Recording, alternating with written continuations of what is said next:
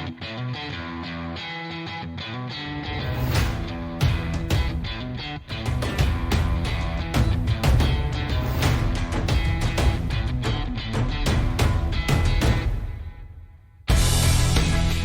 to Crossbody of Work. My name is Evan. I am Javier. And this week it is the sexiest wrestler, according to my Twitter header. Not even just according to your Twitter header. And honestly, by the end of this episode, I'm like, damn, that is a sexy, sexy man. And that man is 6'6", 275. He's got blonde hair that'll make you squirm. I hate that I use that word. It's Barry Windham, baby. Yeah, by the end, he's got a mustache that'll make you moist. Oh, goddamn. We are covering the career of Barry Windham, a wrestler who you've heard of. You definitely know the last name. You've seen the last name around. The Windham family, very popular, you know? Yeah, I mean, we've got the, what is it, Windham Rotunda. We've got the Windham / Rotunda crew that's going on over there. He is the maternal uncle of Bray Wyatt and Bo Dallas. Yeah, and it's ironic. We'll get to it with the first match here. Actually, no, let's just go. Do plug some stuff, and then we'll talk more about Barry. That's a great idea. I'll plug all the things. Wherever you're listening, be sure to rate and helps the boys out tremendously. Give us that 5-star review. Subscribe. Also, tell a friend. You know, maybe they really like Sting. Maybe they really like Paige, and they want to see last week's episode, or maybe, just maybe, they love Barry Windham, baby. So give them that Barry Windham content. Tell them to check out the podcast. The merch table is open, fullpressshop.com. Cop the merch, support the boys. Also check out fullpresswrestling.com for all of the matches that we cover in this podcast. There's especially some this week that we want you to check out. So go check it out there. That's all the stuff. That's all the things. Actually, there's one more thing. So follow us. Follow us on Twitter at Crossbody of Work. There you go. Javi, remember these things. There's actually another thing, shit. At the end of this episode, we have a very special announcement for the people about some upcoming occurrences that are going to happen on this podcast. Specifically, one that involves a few episodes coming soon down the pipeline that I know Evan for sure is going to love because it's all about Evan. The whole thing is all about Evan. Let's just say July is ending and something's beginning. Yes, my favorite time of the year. It's like Christmas and then this. Before we dive right into the match, what do you know about Barry Windham going into this week's episode? He was like in the Four Horsemen. I remember that. Yeah. He was in one of the iterations of the Four Horsemen. Was he in the Midnight Express? No, he was a Blackjack and he was a U.S. Express. So he's in the US New Blackjacks Express, and the U.S. Express. Yeah, he was in the U.S. Express. I know he's like built up as one of those like guys who was like a main event level dude, but you know, he's not really known for his main event stuff. I always hear him talk about, especially Jim Cornette. Jim Cornette raves about him. Him and Bobby Eaton. They loved his look. They loved his style, and like he had enough charisma. And he's a big, tall guy, but sexy. Big sexy. The original Big Sexy. But you know, he's kind of done a little bit of everything. So this week is going to be a lot all over the place in terms of what we see from Barry Windham. The first one, I didn't even know he was at this event. I had no idea he was part of this one. Did you? No clue. We're at WrestleMania 1 because he had been trained by his dad, Blackjack Mulligan, formed a team with brother-in-law Mike Rotunda. You know him better as IRS. Joined WWF with him in 1984, won the tag titles in 85, and defended them at WrestleMania 1 against the Iron Sheik and Nikolai Volkov. What the fuck? It's quite the combination, but I also understand the idea of like, hey, Iron Sheik and Nikolai Volkov versus a team with U.S. in their name. It's the easiest booking you could possibly do. Yeah, I mean, hey, you know, they come out to Born in the USA. Yeah, they are pumped up. Which is just Born in the USA. Which is the only what's his face from New Jersey? Springsteen. Yeah, the only Springsteen song I know. I don't like Springsteen very much. Did you almost call him Barry Springsteen? I did almost call him Barry Springsteen. I had that problem after watching this episode. Anyone whose name starts with a B is now Barry. Yes. Legendary cartoon child Barry Simpson. Classy Freddie Blassie is the manager for Volkov and Sheik, and he is out there with the absolute drip. All red suit. It's like sparkly out there. It's amazing. And getting absolutely hated on. And then on the other side, we've got fucking Captain Lou Albano with the U.S. Express. When they're doing the intros, Mr. Volkov asks that you all rise and respect the singing of the Soviet national anthem.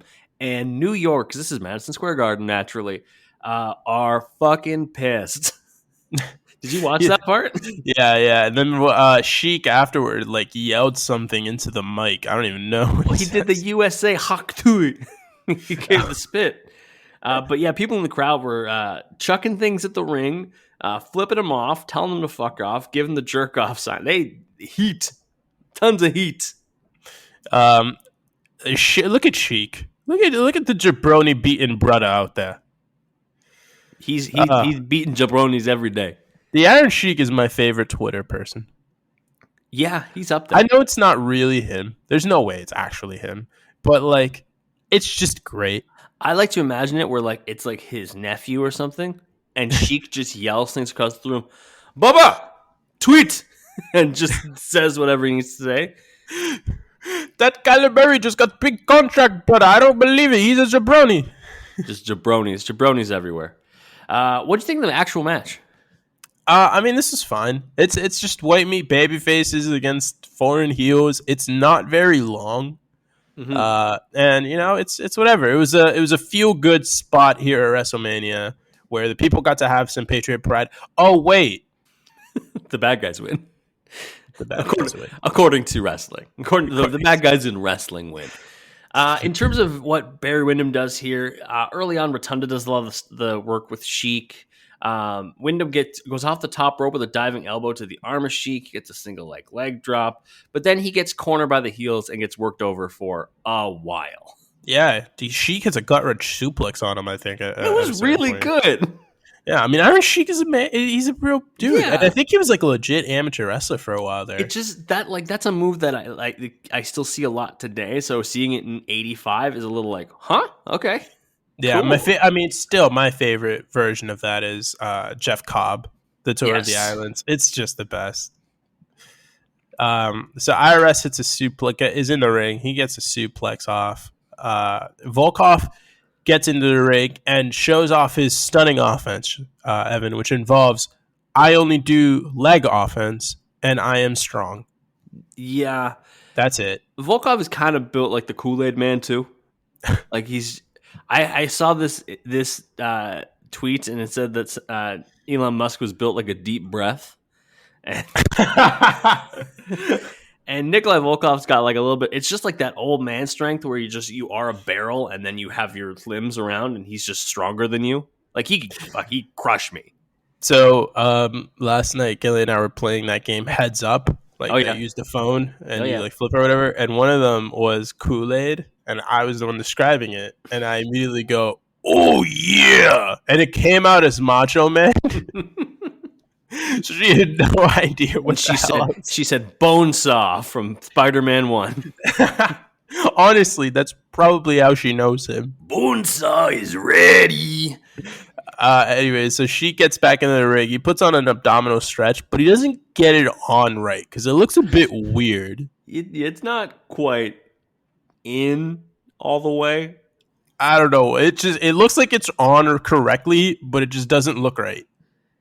Before this, I want to talk about one thing, which is that at one point there is a dodge by Windham, and Sheik dropkicks Volkov by accident. Sheik apologizes immediately and tags Volkov in. True partners. If this happens to any other tag team, they're breaking up right then. That's just the way it works. You accidentally hit your partner, it's game over. But immediately he's just no, I didn't mean to do that. Fuck off. Just get in the ring. Beat him up. But yeah, the abdominal stretch. Albano and Freddie Blassie getting into it at ringside too, and I was like, okay, manager fight. I love that. Yeah. And we get a hot tag to Windham. What do you think of the Windham hot tag? I mean, listen, it's a bunch of punches, then a drop kick, hits a bulldog to Volkov. Sheik breaks it up, And then Rotunda gets in the ring, and he becomes a distraction because the referee is like, "Hey, get the fuck out of here!" He's all up in his jaw, all up in his grill, trying to get him out. It's completely distracted. In the meantime, Sheik gets like a cane or something. Blassie's got his cane. Yeah, and he hits Barry in the back with it. Volkov sets up for the pin. The ref finally turns around. How convenient. God, it may as well have been a Hebner out there. 1, 2, 3. The foreign heels win the match. Lots of boos. And that must be the sturdiest cane of all time.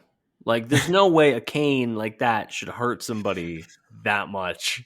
Dude, I don't know, man. My freaking grandfather is 87 and he's got a cane. And that's a pretty thick wooden cane. Like, that would fuck someone up. All right. My cane knowledge is limited to the Big Red Machine, so I don't know much. Mine is limited to that and raising. Delicious sauce. Windham would leave WWF in 1985, move to Jim Crockett Promotions in 86. He would team with Ronnie Garvin, and then team with Luger, who turned on him, and then team with Luger once again, and then he turned on Luger to turn heel and join the Horsemen. Like you mentioned, Windham was one of the Four Horsemen for a while. He won the U.S. title in a tournament after Dusty Rhodes vacated the belt, and that's where our next next match takes place. Starrcade 1988. It is the NWA United States Championship. Barry Windham defending against Bam Bigelow, the Beast from the East.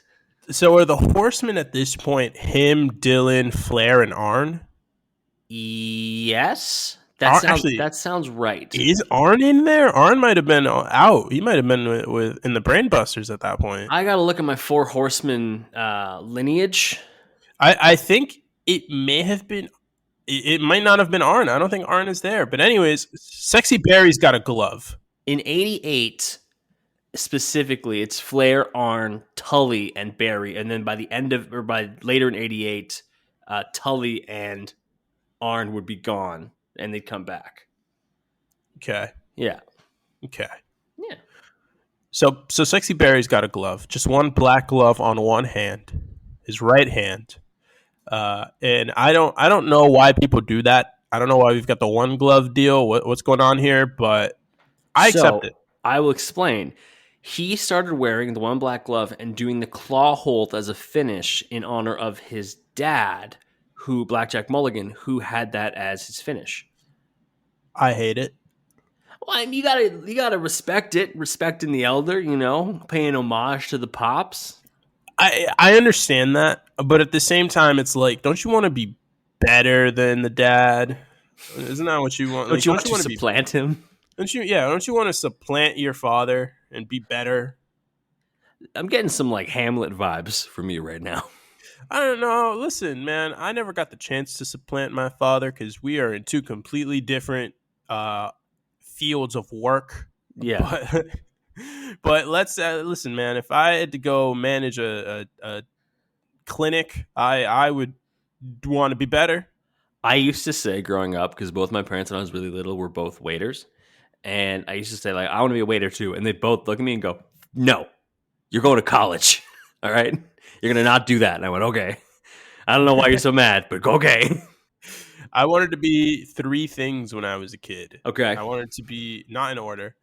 Baseball player, an architect, which was very short lived because I soon realized I need to know how to draw to do this, and no matter what I did, could not figure that part out. That part is missing at all times. And I wanted to be a marine biologist so I can go study penguins. That's good shit. I love penguins. Yeah, and then basketball came in a little down the line, and that was just all ruined. There was something from when I was in kindergarten, I guess, where I answered the question, what do you want to be when you grow up? And I said a fire truck. And I guess somebody asked me, the teacher was like, "Oh, don't you mean a fireman?" And I said, "No, I want to bring people to the fire. I don't want to do anything else." And she was like, "How do I explain to this child he can't be a truck?" Anyways, Bam Bam has Oliver Humperdinck in his corner. Windham has Oliver Humperdinck. That's his manager. We did a Bam Bam episode. Yeah, but who the fuck is that? Is that dude in the episode? Was I there? You think I'm just casually dropping a name that you haven't seen before? Oliver I Humperdinck? He's like I the big have guy with the beard and the I weird. have zero memory of an Oliver Humperdinck. I can tell you that. Oh my god. Windham has Four Horsemen staple J.J. Dillon, of course, at this show, which had the tagline "True Grit" with 2 T's at the end of grit for some reason. Probably a trademark reason, considering You're True probably right. Grit was a very good movie. That's true. Thoughts on the match? Solid stuff. I thought Solid this was match. a great display for Bam Bam and a great display for Barry's selling. Yeah, Windham did a lot of selling. Bam Bam looked really cool here.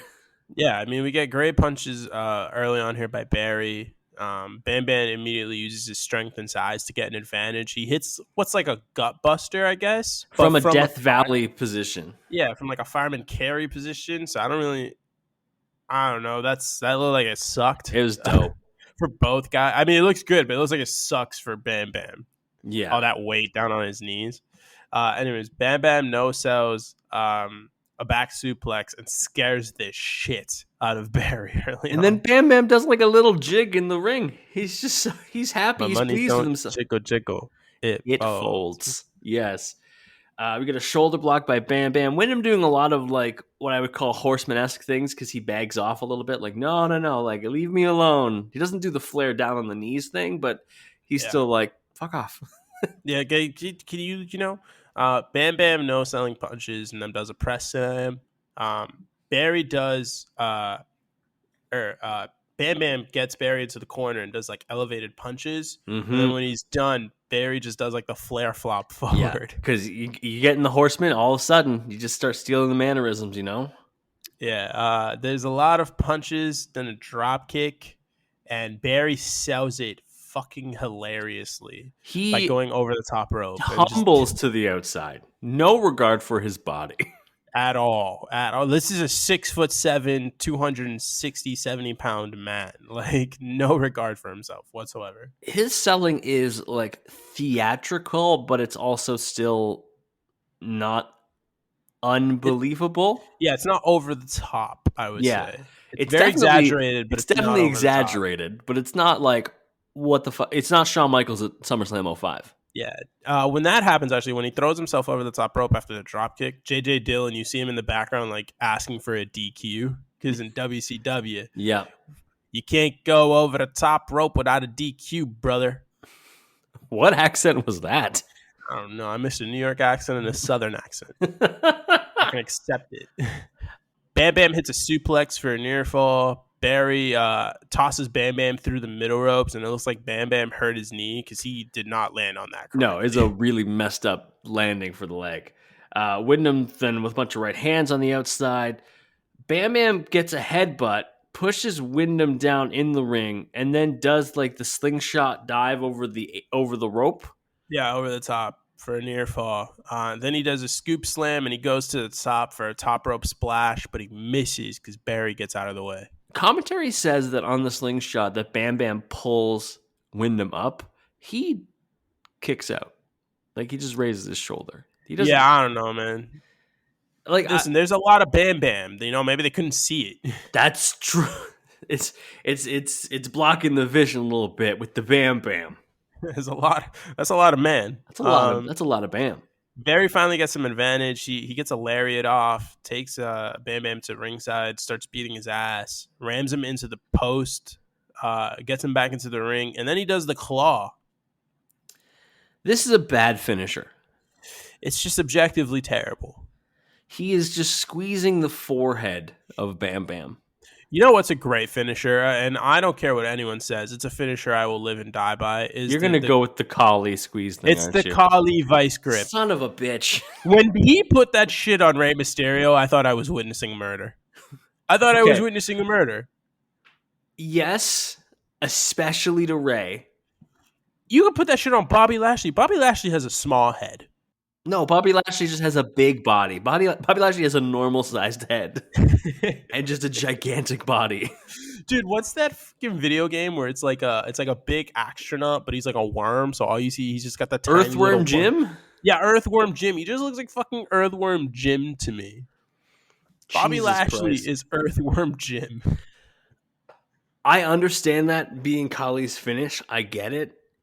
He's also got Kali massive fucking hands. sucked, man.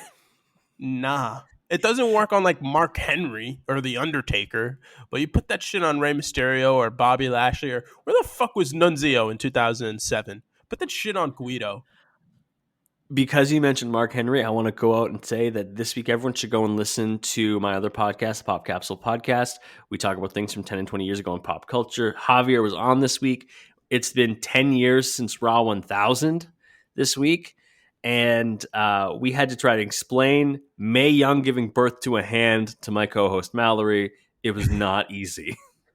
And honestly, we did not succeed. We did not succeed. It makes no goddamn sense.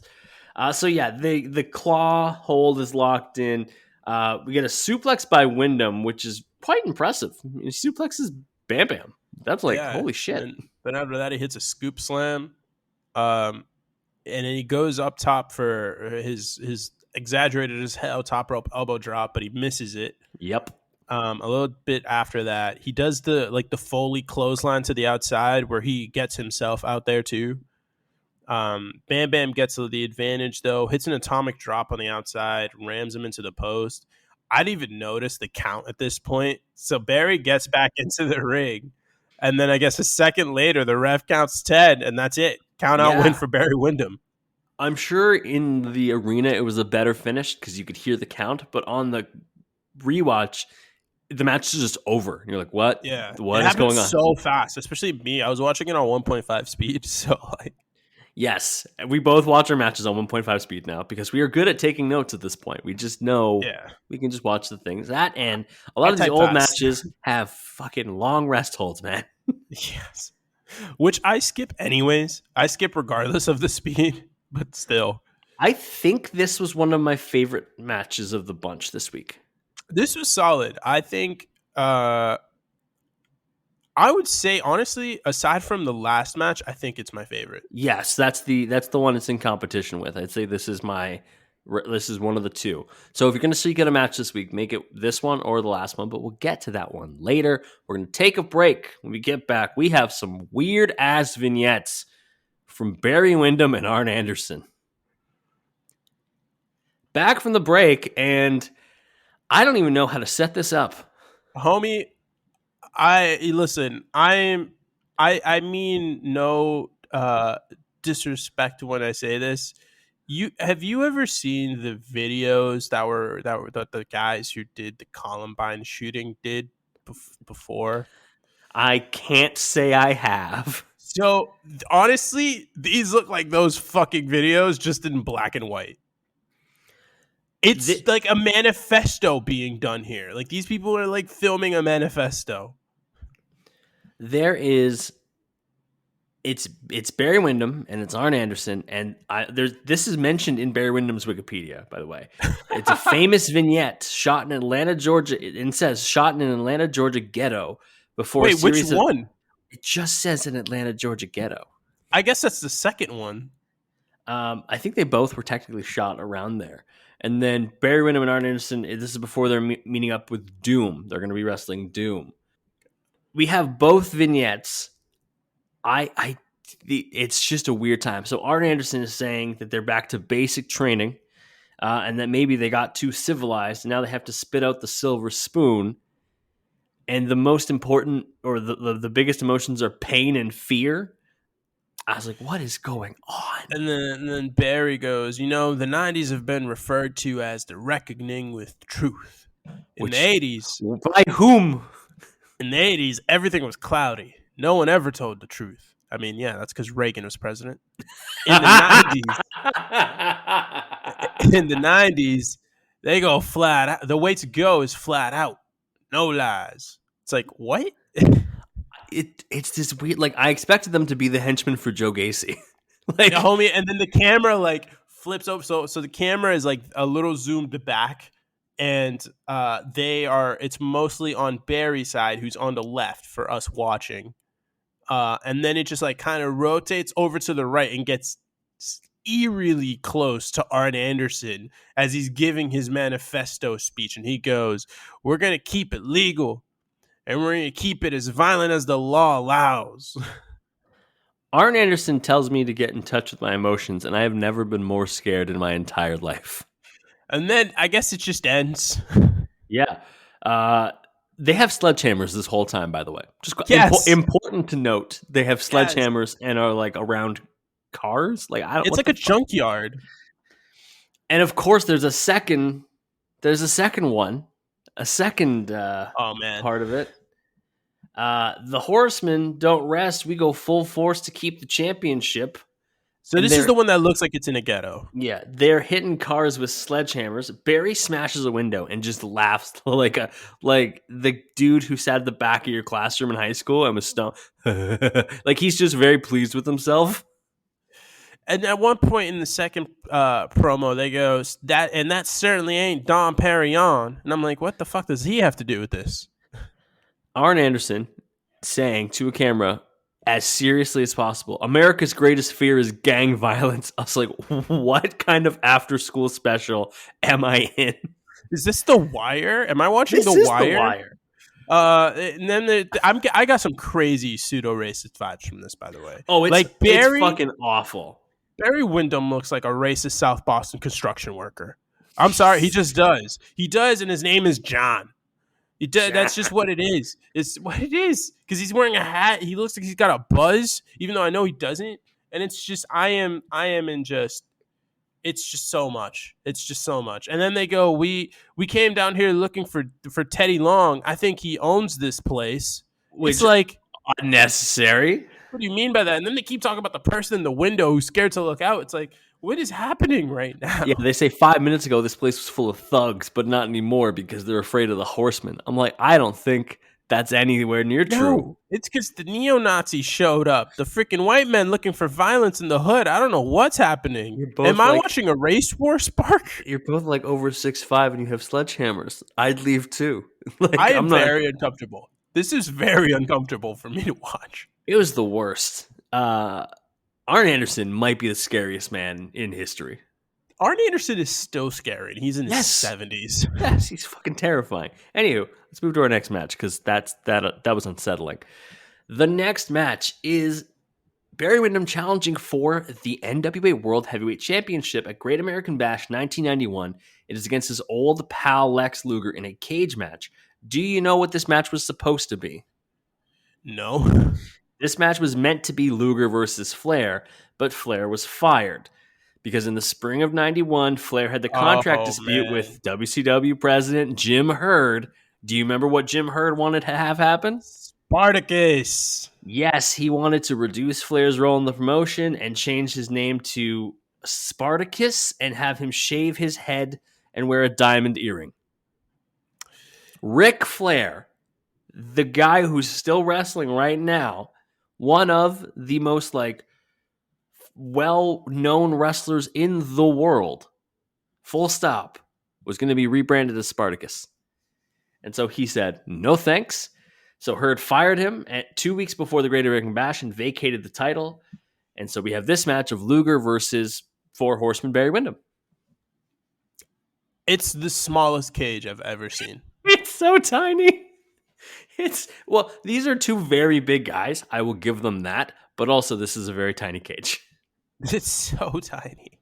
When they're coming out from the ramp, because the WCW still have the raised ramp, Windham can see clear over the top of the cage. Dude, when Windham is on the top rope at one point in this match, the cage is like at his belly button. Yeah, he could have just toppled over. Like center of gravity would have taken him to the dub. Like at one point he leans up against the cage when he's on the top, and it's because his knees are significantly bent. Yeah. JR and Shivani on commentary. A pleasant sight. I like that. Yeah. I mean, it's AEW, baby. It really is. AEW is just like mid-90s WCW. Just better. There are some old heads that are going to be mad at me for saying it's better, but it is better, okay? Yeah, I mean, listen, I think it's better, but I mean, the commentary is worse, I will say. Yeah. What is this thing? But I think I saw a tweet about this the other day because like WWE has years of just garbage shit that has happened. What are the worst things AEW's done? What are like the worst like booking decisions? Oh, Yeah, because like whatever that whatever that group was. That was like Brandy Rhodes and Luther and Nyla Rose. Like that was bad. I don't remember what that was called. Yeah, That anything Brandy Rhodes was in was usually pretty bad.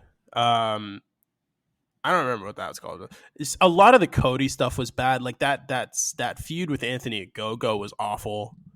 not turning him. Not turning him was pretty bad. There was some stuff with the Young Bucks. Some of their matches, like gimmick matches, has been pretty shit. I'm not gonna lie.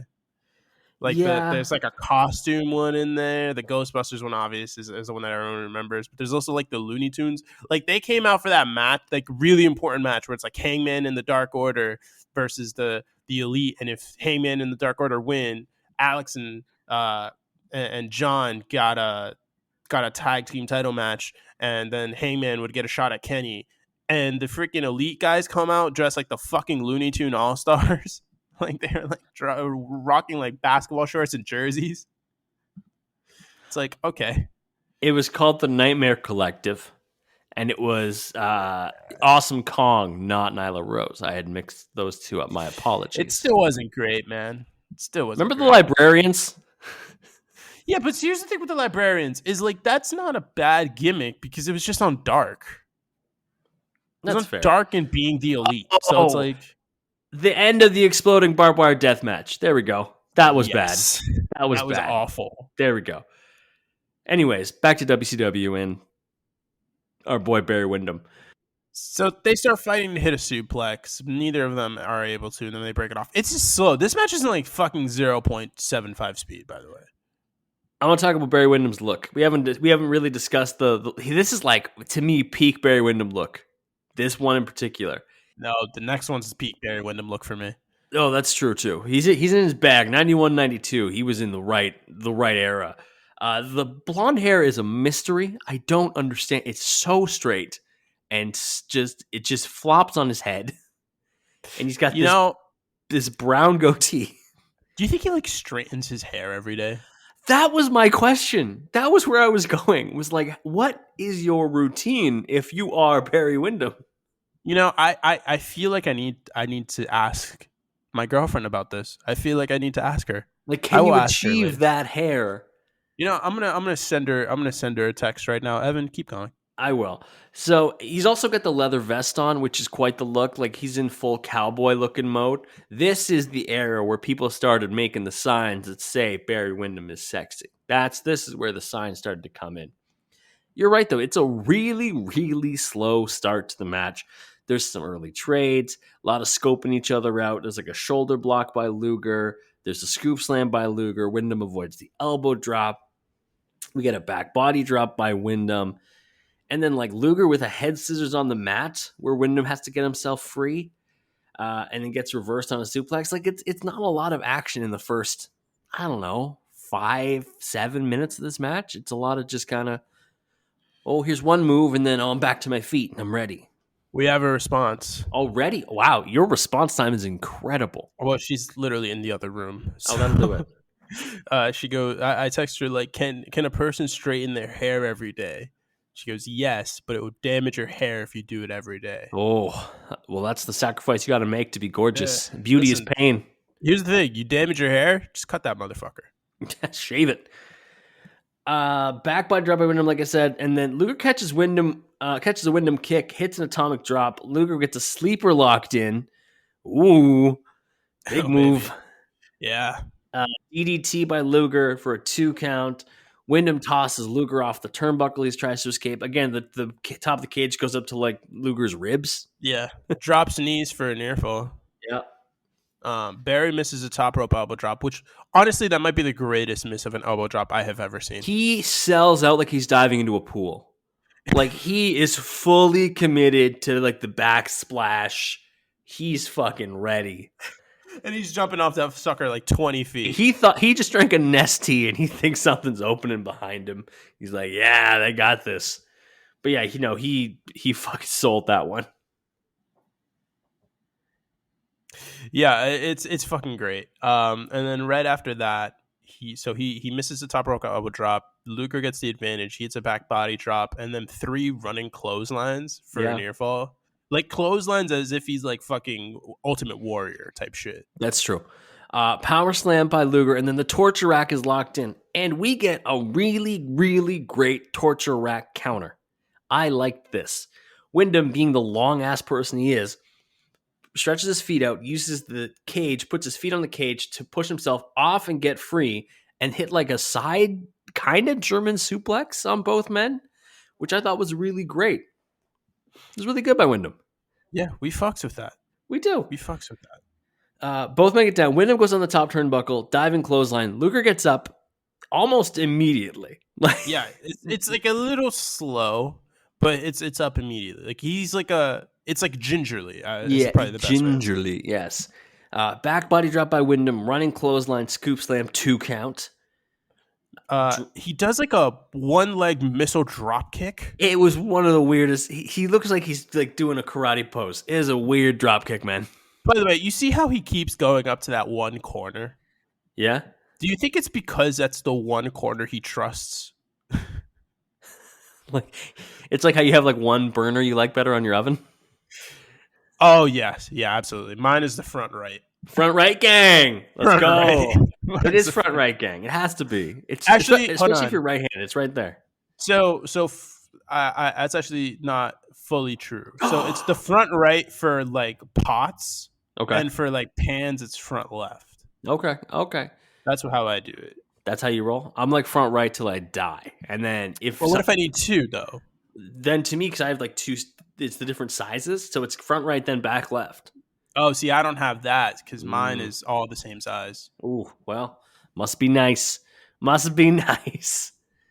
Drop kick from the middle rope, that weird one foot one, like you said. Luger kicks out 2, and then we get some special guests. Who are our special guests? Javier. Harley Race and that one guy who was with Chris Jericho for like 2 weeks, Mr. Hughes. Mr. Hughes. I can't wait till we run out of wrestlers and we end up doing a Mr. Hughes episode. Run out of wrestlers? We're going to do Mr. Hughes in like 2 months. No, I don't want to. Then we get to the finish because Race and Hughes are here for the finish. What happens in the finish? So Hughes gets to like the door of the cage and he distracts Barry. So Barry has his back turned to Luger, all this stuff. And then Harley goes to the other side of the cage where Lex Luger is, and he tells him it's time.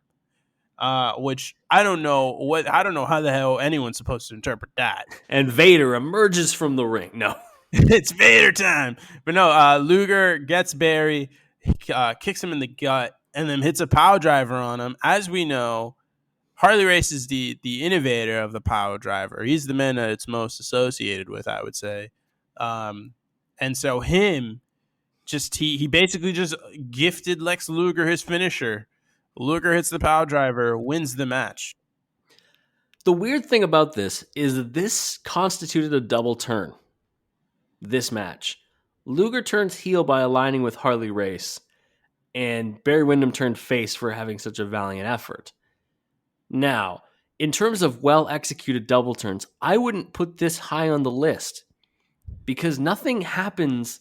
Harley Race doesn't actually do anything heel-ish.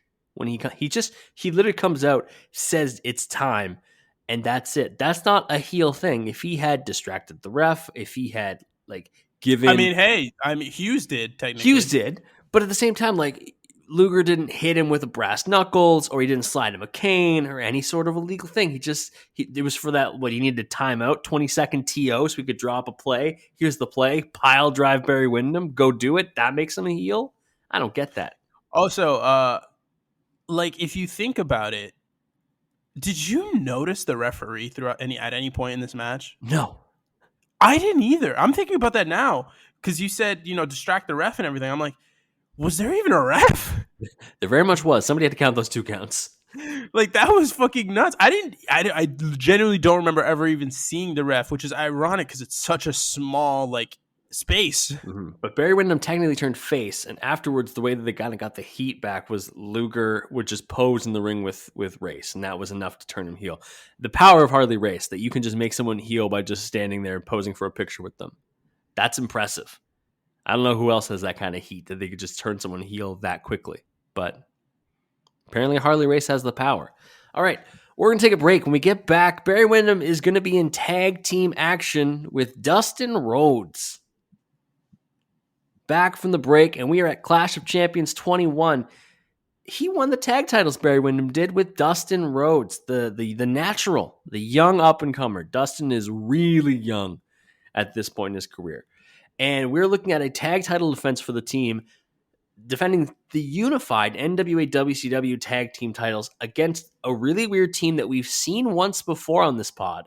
Ricky Steamboat and Shane Douglas. What a weird combination those two are. What do you think of that team? One of these things is not like the other. One of these things is, why does Shane Douglas have tassels?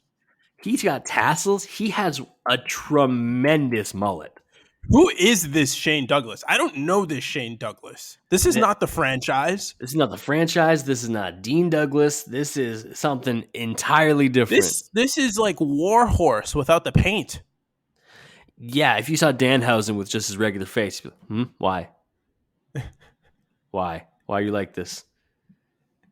I never want to see Danhausen without the paint. I don't care what anyone says. I don't care if he ever changes his gimmick and I have to see him without paint. I'm out. I'm done. That is the day that I'm done with wrestling. I just don't think he could change his gimmick at this point. It's fucking over as hell. It's like Orange Cassidy changing his gimmick. I had to look it up to see when the last time we saw this team was. And we saw them in the first episode of the Steve Austin 3-parter. Because at Clash of Champions 22, they take on the Hollywood Blondes. Steamboat and Douglas? Steamboat and Douglas. They were in the Steve Austin first episode there, yeah. I have zero recollection of that.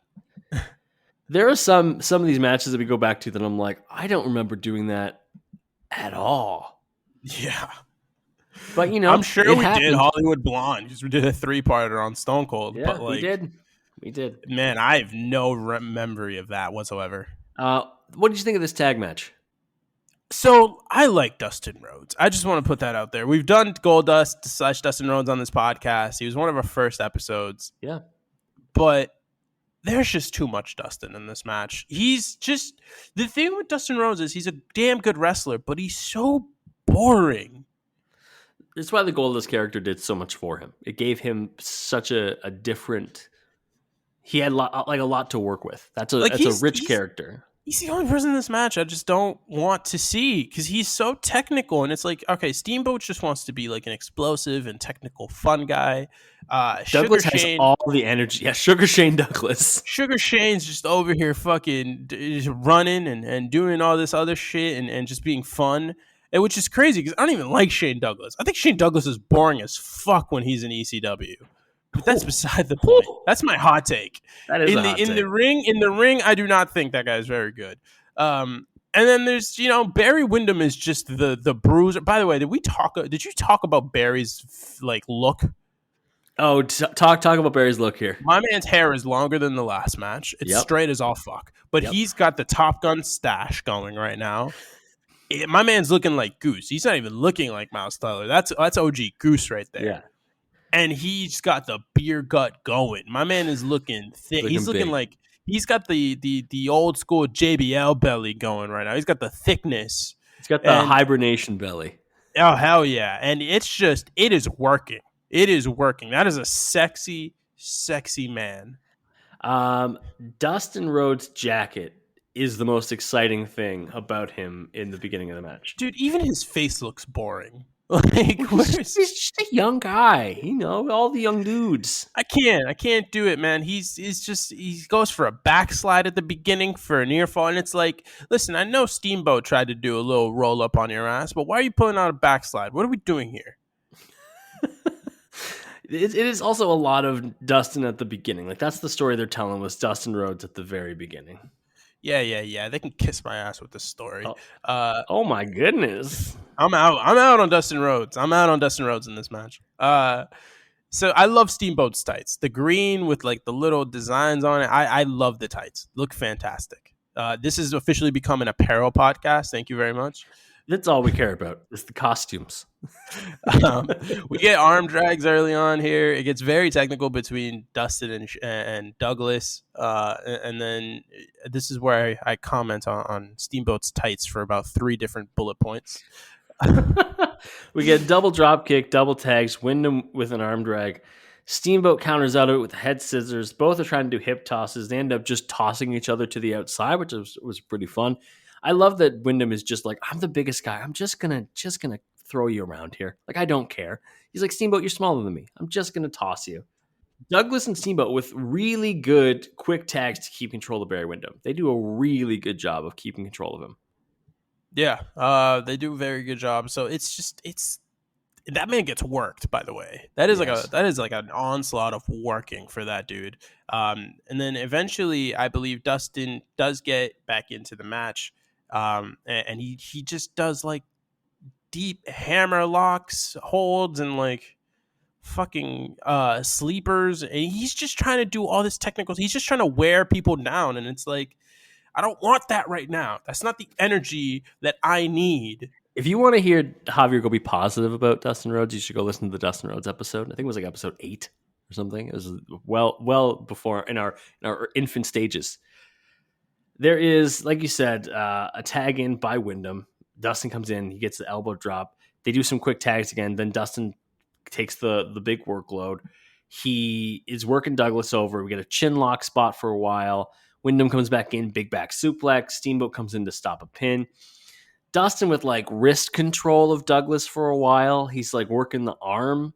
And I could see that being where you probably got even more annoyed and lost, is that he was just focusing on the arm for that long. Yeah, it's just I have Dusted as boring here like 3 times. Anyways, at one point, or let's just fast forward a little bit here. Okay. To me making Dustin Rhodes even more of a villain. Steamboat tries to leapfrog him at one point, but I guess Dustin's too tall, and he just headbutts him right in the nuts. Yeah. And for whatever reason, just won't go for the pin. So Steamboat and Dustin Rhodes had been tagging before Rhodes teamed up with Windham. And there was no heel turn. They just stopped tagging and tagged with different people. So that's part of it, is that, you know, Steamboat is his friend, and he's not going to win in a dishonest way against his friend. What does Windham think of the decision to not pin Steamboat? He's heated, and I was heated too. And that's why I'm on Team Barry here. He's just yelling at Dustin the whole time. He gets into the ring, hits a huge clothesline, and he goes for he tries to go for the pin, but Dustin gets in the ring and stops him from letting that happen. Windham tagged himself in too. Not even got a tag. Like, he tagged himself in to be like, "Fuck you, I'm finishing this." Yeah, and then Dustin prevents that pin, and then Windham just pushes him. Dustin pushes back. Windham smacks him. Dustin smacks him back. Then they just start trading hands. Eventually, Shane gets into the ring, hits a belly to belly on Barry, wins the match. So we've got new tag team champions. They are still fight. They're like, Dustin walks out on Barry. Barry gets on the middle rope, and it's just like, Dustin. Something you'll never see on Stranger Things, because no one cares about Dustin. Aww. In the show. Yeah, you're right. I haven't seen season 4 yet, but in the show, no one cares about Dustin. So Dustin comes back in the ring, and Windham turns back on him and then hits like a sucker like shuffle kick to the gut. I loved it. I've never seen that. Then this is one of the best post-match beatdowns I've ever seen, because it's a right hand, a DDT, spits on Dustin, pushes a ref over, and hits a superplex. How often have you seen a superplex as part of a post-match beatdown? Never. Literally, I have never seen that. I guess it's one of his like big moves, which was weird because we haven't really seen Barry Windham hit one the entire time we've been covering him. But at the same time, add some spice and variety to your post-match beatdowns. Go to the top rope. Do something different. Something. And then we get it cuts to Jesse the Body Ventura in the back, who's interviewing the new champs, Steamboat and Sugar Shade. And it just Barry Windham with all the energy in the world. By the way, this man just became my Stone Cold Steve Austin. Barry Windham is officially, and this year, what is this, 92? 92. This is my favorite era of wrestling for a specific wrestler because he just comes in with a chair, lays out the champs, and just says, "Fuck it, I'm out, I'm done. This I'm is the it." tag team champions. Yeah, so the interview backstage, Steamboat has just finished calling Dustin his friend. He's like, that's right, my friend. And then you just hear, and Barry Windham comes in with a chair and goes to town on these boys, takes them out, throws them into the lockers that are behind them. Barry Windham can't be contained. I was like, I love this man. Barry Windham is insane. I love Barry it here. Windham is my favorite person. Let's look at our last match for our new favorite person. Also, I just want to say the other place that we saw Barry Windham was not teaming with against Steamboat or anything. We saw him at the Too Cold Scorpio episode, and Starrcade '92. It was Windham and Pillman, or sorry, it was Too Cold Scorpio and Pillman versus Barry Windham and the Great Muta teaming together, and that's where there was a sign in the crowd that said Barry Windham is sexy, and I turned that into my Twitter header. For context, this is episode. What are we at? 123 now? This is episode 123. That was in episode 32. I have had that as like my 2 Twitter years header ago. for almost 2 years. That's commitment to the bit. Okay. I respect it a lot. Our last match, we are at Super Brawl 3, 1993, and it is Barry Windham challenging the Great Muta for the NWA World Heavyweight Championship. Flair is on commentary because he has just returned to WCW after leaving WWF earlier that month. I think like 8 days before this show. Interesting stuff. What did you think? You said this was your favorite match. Yeah, I mean, I just love Muta. We've done Muta on this podcast. He's just fun. He's great. He's fun. He's really fun to watch. Barry Windham is just, in my opinion, this is my favorite part of Barry Windham is this 92-93 era. Yeah. Like, I don't know much about this guy, but I'm all in. I'm all in on Barry Windham. He should have been, not only should he have been the champion, he should have already been champion for like 3 years at this point, if this is the character I'm getting. Yeah, if he's somebody who goes backstage and just attacks people with chairs, I'm in. If he's on the middle rope yelling out, Dustin! So come back so I can hit you with a superplex. I'm not finished with you. Muta has the amazing face paint. He's got the red face paint on for this one. Looks really good. Early on, test his strength, which Barry Windham's going to win. But then we get a long time with headlocks from Muta. Holy shit. Holy shit. The headlock spot is insane. It's like 3-4 minutes. And like where he gets out of it and then gets right back in it. Like it's a lot. Also, yeah, on at commentary, one point, Barry, go on. On commentary, Jesse Ventura is on, and he makes a crack at some point about being a future senator, and he would be governor of Minnesota in 6 years after this. At one point, Barry hits a back suplex while Muta has the headlock on, and Muta just does not let go. No, he refuses to give in. He won't give up. Barry eventually does get out, but Muta reverses his suplex attempt and turns it into a suplex of his own. Then he does an extra as hell elbow drop, which Evan and I know is something that he loves doing from our elbows. Great Muta episode. Go watch it. He loves them. Again with a headlock, and it lasts a long time. Not as long. 4 years. Long time. Lasts 4 years. Yeah, it's the entire Trump administration. Wyndham gets an opening as Muta misses the drop kick. Wyndham holds the ropes. You get a DDT. Back suplex on the outside by Wyndham. He suplexes Muta from the apron back into the ring. Gets a 2. And then he decides, hey, it's my turn for rest holds. So sleeper time. And that lasts a long time. Which is weird because this is a really good match and we're making it sound super fucking boring. Yeah, no, this is fun. I'm having a great time with it. Barry throws Muta through the middle rope. Like somebody who's lying about a party they're at so fucking bad. No, I'm having a great time. The music's great. I love polka. Like, now, you know what I sound like? It's like the second Die Hard with "Yay, come out, we'll get together, have some drinks." It's like when he says it sarcastically.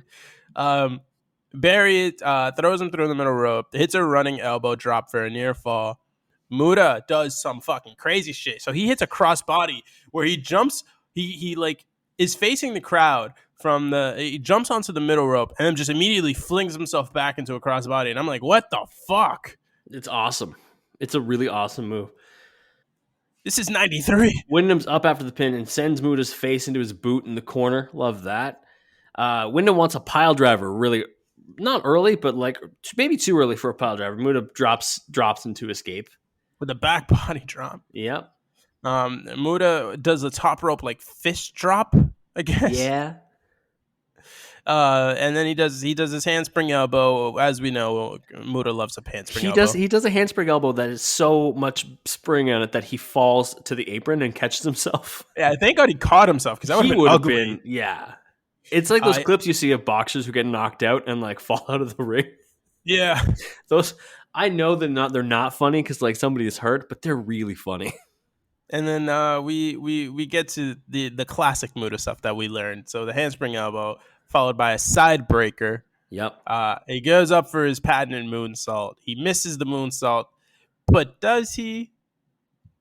Wyndham moves enough, but not fully. He still gets hit. Muta hits a back suplex, but it doesn't matter. A little down the line here, we really get to the finish, which is Barry hits his DDT. Does he do a double underhook? No, he just kind of like picks him up by their ass and just kind of like he's trying to toss him out the club. He just kind of like has him locked under one arm and then just kind of picks him up by the waist, like, get up here, and just drives him down. Sometimes you got to pick up people by their ass. But yeah, he had a huge clothesline, that big driving DDT, and Wyndham wins the title. Barry Windham has won the NWA World Heavyweight Championship. And honestly, he should have already had it. He should have had it when he was killing people with chairs backstage. Yeah, they should have made the title they should have vacated the I don't know who had it at that point, but they should have vacated it and given it to Barry Windham. So he would lose the title to Flair, I believe Slamboree. Or no, it was one of the beaches, either Beach Bash, Great America Bash, one of those. And then he would take a year off. And then this is a really funny story from his Wikipedia I just had to share. He would take on Flair at Slamboree 94, a Legends reunion. And for weeks leading up to the match, WCW led fans to believe it would be Hulk Hogan in the match because what they said was it was a 6'7", 300-pound blonde-haired former world champion. And so, using all those like it's like you're playing fucking Podal, they're like, hey, that's got to be Hulk Hogan. And then the answer was Barry Windham, and people were kind of pissed because this is when people liked Hulk Hogan. So, yeah. Barry Windham would head to WWF in 1996 and become the Stalker, which didn't work. Just wasn't a good gimmick, especially because they would, on commentary, still refer to him as Barry Windham, which is really weird to change your name and then be like, that's still Barry. He was also half of the Blackjacks with Bradshaw, but we didn't want to watch those matches because they were terrible. He would head back to WCW in 1998, be part of the West Texas Rednecks. That was a hard cut. But by this point... What the fuck? You knew he was in the West Texas Rednecks, didn't you? Who the fuck is the West Texas Rednecks? You don't know the West Texas Rednecks? My goodness. Who is he in there with? Kurt Hennig. Excuse me? It was a band, right? It was a band that was meant to go up against the No Limit Soldiers, like the rap group / like Master P's group or whatever. And so they had a song called Rap is Crap. It was very popular. You should go listen to it. But it literally had Kurt Hennig, Bobby Duncombe Jr., Barry Windham on the drums, Kendall Windham, and Curly Bill, which we all know. Oh man, as Virgil, the absolute king. There was a short time where Barry Windham was in the same group as Curly Bill. Very short. And this was a former world champion. One time they won the WCW World Tag Team Championships, and it was Barry and Kendall Windham. One time. Holy shit. Yeah. So then he did some indie work. He would leave WCW, I think, in 99, 2000. He would do some work on the indies till 2005, be a producer in WWE for 2007 and 2008. Wrestled his last match in 2010 for a group called American Combat Wrestling. And yeah, Barry Windham is still with us, still kicking ass, still being 6'7", cool as hell. What do you think Barry Windham does nowadays? I assume he just hangs out. I assume he goes to the ghettos with sledgehammers. I don't think he does that anymore. I think that was a one-time thing. Oh, so this is like American History X then. He's kind of just like He's really fixing himself. I think he just hangs out. I think he just does Barry Windham stuff. He just did not want to go anywhere near that Nope, one. not touching that one with a fucking 10-foot pole. I think Barry Windham hangs out in Sweetwater, Texas, which is where he's from, which is the same place that Bradshaw's from. Oh, yeah. Good for them. Sweetwater, Texas. That means we've done like Sweetwater alumni or people for like 2 of the past like 6 episodes. Did Tully go to one of those schools? I don't. Tully went to a similar school that was one that had like Ted DiBiase and all that. I don't remember what school it was. Yeah. Okay. Well, yeah. I'm not wrong for throwing out that guess. No, but Sweetwater's they've got Barry Windham, they've got Blackjack Mulligan, they've got Bradshaw, and they've got Sammy Baugh, NFL Hall of Famer. Oh, good for Sammy. Good for Sammy. Good for Samuel. A couple other people, but yeah. What'd you think covering the career of one Barry Windham? I don't think anyone has had a more like varied, like. He's been all over the place, huh? It's not even just like it's all over the card. It's all over like the gimmick mountain. It's like my man was in the Horsemen at one point, and then he's also in a group that has Curly Bill. Yeah. He's all over the map. He's like considered a main event guy. He's the world champion, but also he's the stalker. But also he's he's just doing a little bit of everything. He's and in the U.S. Express. I fucks with it. It's. Barry Windham had a really fun career. That's like probably the best way to describe Barry Windham's career. It's a really fun career. Yeah. He's been all over the card. He was the champion, but he was also like probably in a shit ton of dark matches and just vibing out. Yeah. And always brought a good presence. The wrestling was good. He's got some good tricks in his sleeve, but the one thing about him is that he always had a lot of presence. You added things having Barry Windham on your card. Yeah. Like he could draw the people. They wanted to come see Barry Windham. Abso-freaking-lutely. I love this. This was fun. I had a very fun time. Next week, we're going in another very fun wrestler, but an entirely different career. Somebody else has been kind of all over the card. Maybe never reached the world title range, but never will. All over the card. Javier, who are we covering next week? Next week, we are doing a man known by 2 different names, both equally, I would say, pretty famous. We've got Rockstar Spud. And for those who do not know who Rockstar Spud is, maybe you remember a certain Drake Maverick. Something entirely different. We all got what are the announcements? What do we got coming up, Javier? What's coming up soon? Oh, baby. So we got Rockstar Spud coming on next week. What is that? He's like 5'6", 5'5". He's a tiny guy. He's a me-sized guy. But that's the last episode of July. That's right. But Evan, what happens in August? In August, it is time.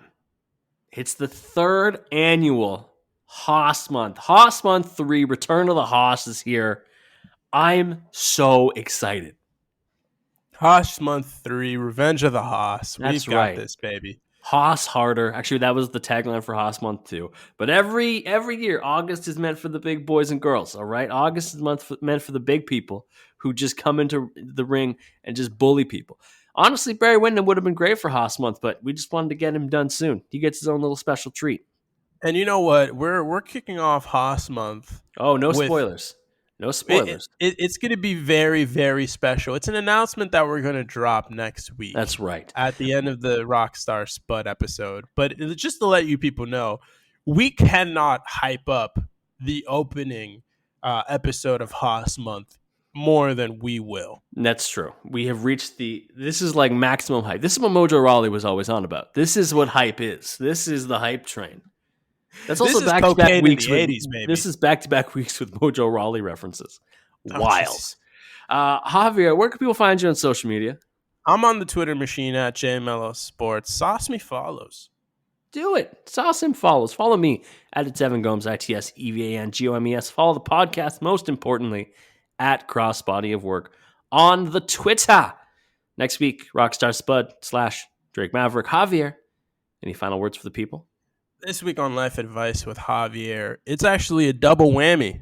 One is a recurring one because most of the country / not even just our country, but like most countries in the world right now are experiencing a heat wave. The UK was like 104 degrees or some shit like that. I don't know what that is Celsius. Or 40 for the normal people. Yeah, and that's like a record for them, which is wild.